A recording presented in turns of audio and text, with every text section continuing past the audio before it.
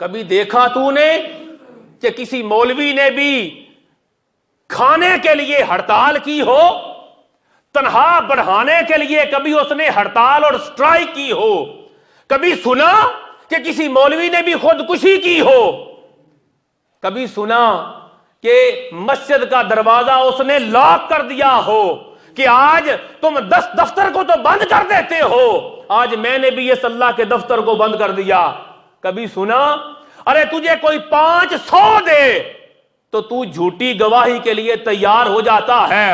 اللہ کی عزت کی قسم، مولوی کو 1 کروڑ بھی دے دے اور اسے کہو کہ اشہد ان محمد رسول اللہ اذان میں نہیں پڑھنا، وہ کروڑ پر ٹھوکر مارے گا، کروڑ کو تھوک دے گا، وہ اس 1 گواہی کو اپنے کلمے سے نکالے گا نہیں۔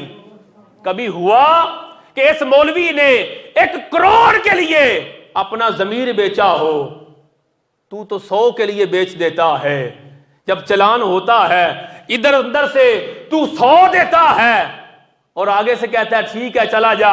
اب 100 سے تجھے کیا ہوا؟ ارے تو نے 100 میں ضمیر کو بیچ دیا۔ کبھی مولوی نے بھی ضمیر کو بیچا؟ کبھی مولوی نے بھی 1 منٹ کی نماز میں دیر کی؟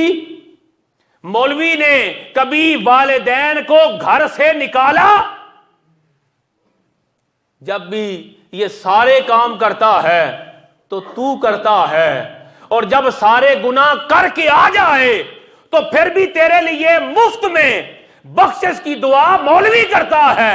اب بھی قصور مولوی کا ہے کہ وہ جب بھی مانگتا ہے تیرے لیے خدا کا قرب مانگتا ہے، مصطفیٰ کی شفاعت مانگتا ہے۔